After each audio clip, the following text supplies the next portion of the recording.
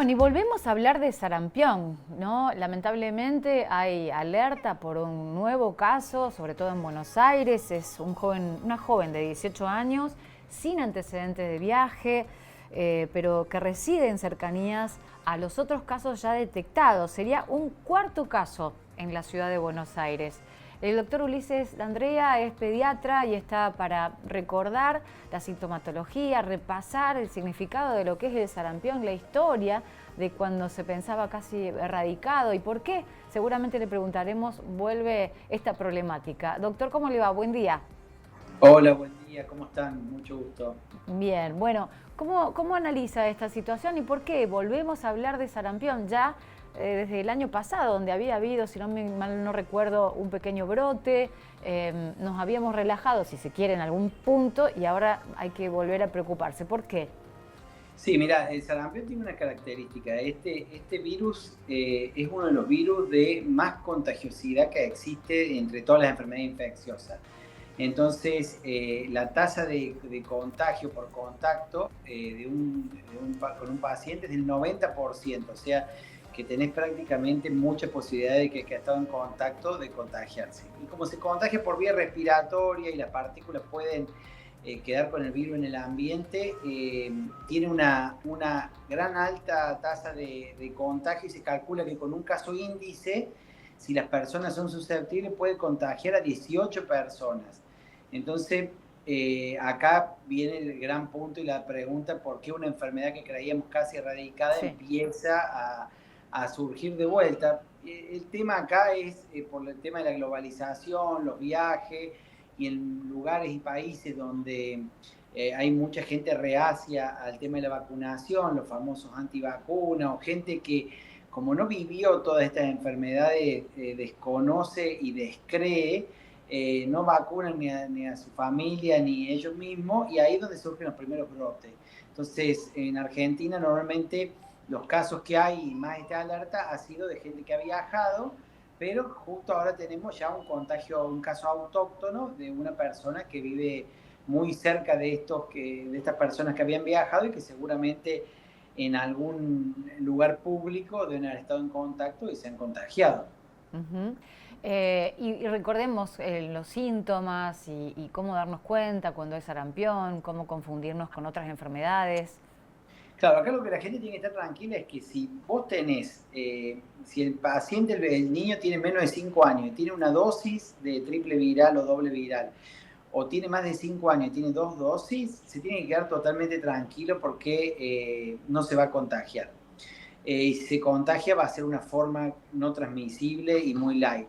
Entonces, acá el problema son las personas susceptibles, que se llaman inmunodeprimidos, personas no vacunadas, y los síntomas generalmente, como cualquier cuadro viral, empieza con un cuadro respiratorio, el famoso triple catarro, conjuntivitis, tos y congestión nasal, que puede durar 2 o 3 días, acompañado normalmente de fiebre alta. Y al tercer día empieza que se llama el periodo prodrómico y al tercer día empiezan con el exantema, con esto que se brota, que generalmente va desde el abdomen al tronco y a los miembros en forma centrífuga, que se llama, hasta los miembros, hasta las manos, los brazos, los antebrazos. Eh, pero ese brote aparece cuando la fiebre empieza a decaer.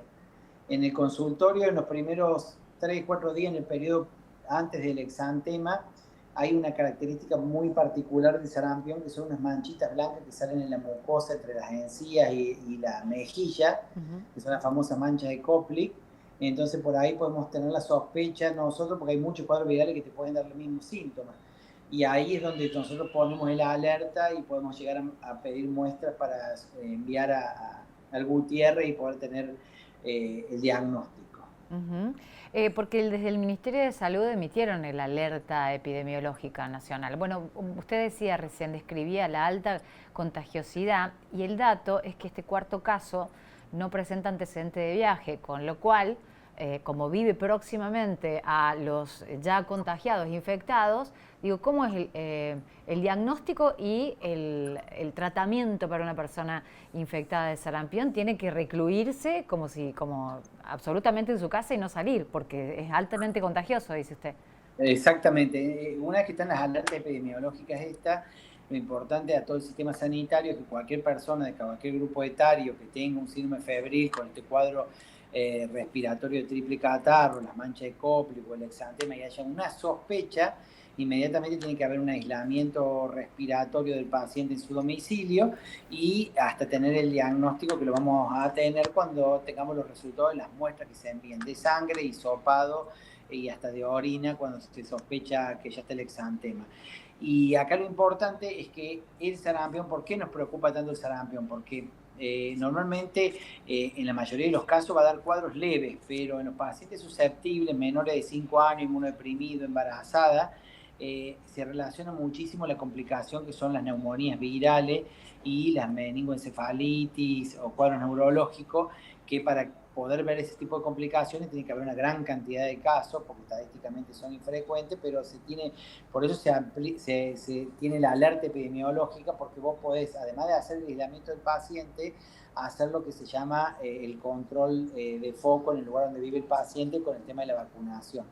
Por eso es tan importante el diagnóstico rápido y el aislamiento oportuno.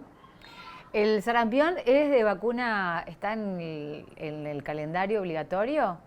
Claro, está en el calendario obligatorio, a partir del año de edad es una dosis y la segunda dosis a los 5 años. Entonces por eso ver cuando nuestros hijos qué edad tienen, pedirle ver el carnet y ver que tengan por lo menos 2 dosis si son mayores de 5 años. Y por supuesto que los pediatras son los que recomiendan la vacunación. Aún así hay progenitores que deciden no vacunar a sus hijos, que se olvidan, porque hay una tendencia a la no vacunación nuevamente. Hay muchos factores. Nosotros somos culturalmente más amigos de las vacunas que otros países. Entonces, por ahí lo que podés ver de falta de vacunación es más por que se olvidaron, por el problema de que no tuvieron acceso rápido al lugar de vacunación por los horarios, bueno, la accesibilidad y todo esto que siempre se está tratando. Por eso es re importante saber que los vacunatorios están abiertos, los municipales y provinciales abiertos todos los días para que puedan llegarse a vacunar. Y después hay un muy pequeño porcentaje en donde hay progenitores que no quieren vacunar a sus hijos, pero ahí se mezcla un gran problema legal porque las vacunas son obligatorias y legales, son un derecho del niño más que una decisión de los padres. Entonces, bueno, por eso es que para ingresar a los colegios, en muchas actividades se pide el carnet vacunatorio obligatorio. En los planes sociales, esto, asignación familiar y todo esto, piden también la vacuna completa. Entonces hay muchos mecanismos para tratar de controlar el tema de la vacunación. ¿Y por qué las personas nacidas antes de 1965 se consideran inmunes, doctor? Porque esa fue la gran última epidemia de sarampión que hubo, donde se considera que todas esas personas, el 100%, han estado en contacto con el sarampión, con la enfermedad, y tienen anticuerpos propios. Cuando uno tiene la posibilidad de hablar con personas de esa época, les pueden contar lo que eran los brotes. Bueno, lo que pasa es que en esa época no solo teníamos el sarampión, sino que había polio, sarampión, claro, los grandes brotes de rubiola, de hepatitis. Y hablando de estas enfermedades que empiezan a salir, acaba de surgir una alerta hoy, hace muy poquito, de que hay que tener un poco también de énfasis en el tema de la hepatitis A, porque ha habido varios casos de hepatitis A que también es inmunoprevenible, así que estamos con normalmente cada tanta cantidad de años la posibilidad de que aparezcan estos focos y bueno, estamos atentos a eso. Bueno, entonces ampliemos, por favor. Acaba de salir una alerta con respecto a la hepatitis A. ¿Qué características tiene, doctor?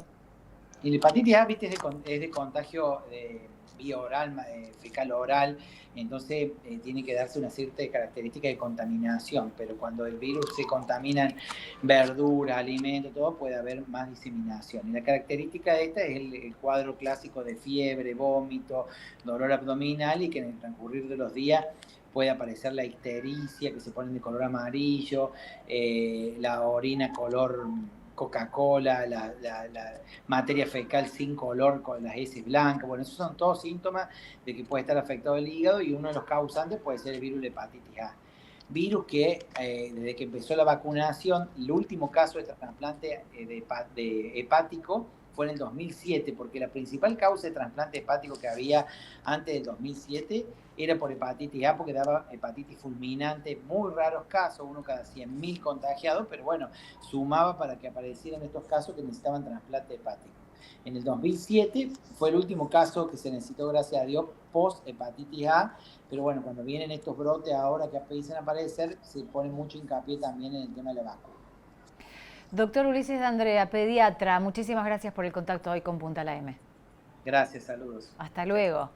Bueno, ahí está entonces la alerta por el brote de sarampión, sobre todo en Buenos Aires. Y atención con esto, que es un título aparte, ¿no? La alerta también por la hepatitis A que nos acaba de decir el doctor Ulises D'Andrea.